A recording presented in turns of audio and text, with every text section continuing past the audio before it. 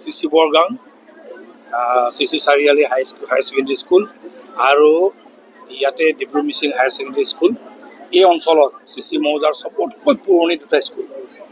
মই মুখ্যমন্ত্ৰী ডক্টৰ হিমন্ত বিশ্ব শৰ্মা ডাঙৰীয়া আৰু শিক্ষামন্ত্ৰী ডক্টৰ ৰণোজ পেগু ডাঙৰীয়াক ধন্যবাদ জ্ঞাপন কৰিছোঁ। সাংসদ ডাঙৰীয়াকো আমাৰ প্ৰধান ডাঙৰীয়াক ধন্যবাদ জ্ঞাপন কৰিছোঁ। তেখেতসকলে বহুত কষ্ট কৰি লাগি মেলি ইয়াত 7.5 কোটিকে আপোনাৰ নতুন এটা ফুল নতুন ইনফ্ৰাষ্ট্ৰাকচাৰৰ কাৰণে এটা পইচা আমাক দিছে, তাৰে আধাৰিলা আছিলে। আৰু এই ইনফ্ৰাষ্ট্ৰাকচাৰ এবছৰৰ ভিতৰত সম্পূৰ্ণ কৰাৰ কাৰণে বিভাগ আৰু কণ্ট্ৰেক্টৰক আমি জনাইছোঁ ইতিমধ্যে। আৰু মই আশা ৰাখিছোঁ এই যিটো ইনফ্ৰাষ্ট্ৰাকচাৰ আমি পাব গৈ আছোঁ, বহুত প্ৰাইভেট স্কুলতো এইটো ইনফ্ৰাষ্ট্ৰাকচাৰ নাপাব ডিব্ৰুগড়ৰ। চ' এইটো ইনফ্ৰাষ্ট্ৰাকচাৰ পোৱাৰ পাছত যিটো শৈক্ষিক পৰিৱেশ এটা আমি এটা গঢ় দিয়াৰ কাৰণে প্ৰচেষ্টা সকলোৱে চলাব লাগিব।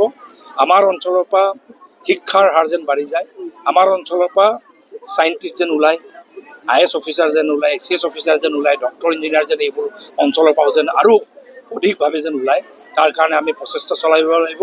আৰু স্কিল মেন পাৱাৰ, স্কিল এটা উঠি অহা প্ৰজন্ম গঢ় দিব লাগিব। কিয়নো অসমত এতিয়া যিটো ইনভেষ্টমেণ্ট হৈ আছে 5 লাখ কোটিতকৈও অধিক যিটো ইনভেষ্টমেণ্ট আহিব গৈ আছে, ইয়াতো স্কিল মেন পাৱাৰ আমাক লাগিব।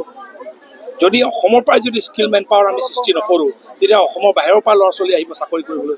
সেইকাৰণে মুখ্যমন্ত্ৰী ডাঙৰীয়াই যিটো সপোন চাইছে, শিক্ষামন্ত্ৰী ডাঙৰীয়াই যিটো সপোন চাইছে যে অসমৰ পৰাই আমাৰ উঠি অহা প্ৰজন্মক স্কিল কৰি এই যে 5 লাখ কোটি টকাৰ ইনভেষ্টমেণ্ট হ'ব ইণ্ডাষ্ট্ৰীবোৰত, যেনেকৈ জাগিৰোড টাটা ছেমি কণ্ডাক্টৰ ইউনিটত, তাত এতিয়া স্কিল মেন পাৱাৰৰ প্ৰয়োজন, 25,000 স্কিল মেন পাৱাৰৰ প্ৰয়োজন হ'ব।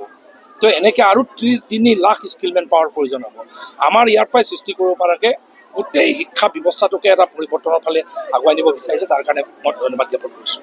বাৰিষাক লৈ যিহেতু কিছু জেগাত গৰাখহনীয়া হৈছে বৰ্তমান বাৰিষাতে, কিবা আছে নাই? সেইটো আমি একদম তৎপৰতাৰে বিভাগক একদম এলাৰ্ট কৰি থৈছোঁ। এক্সিকিউটিভ ইঞ্জিনিয়াৰৰ পৰা আৰম্ভ কৰি SDOৰ পৰা আৰম্ভ কৰি গোটেই বিভাগ লাগি আছে। সেইদিনা আমি খবৰ পালোঁ বগৰী চাপৰিত অলপ খহনীয়া হৈছে, লগে লগে পিছদিনীয়াৰ পৰা পাৰ্কোপাইন পেলাইছে। সেইদিনা আমি খবৰ পাইছোঁ চিমেণ্ট মুখতো খহনীয়া হৈছে, লগে লগে পাৰ্কোপাইন পেলাই একদম খহনীয়া ৰোধ কৰা।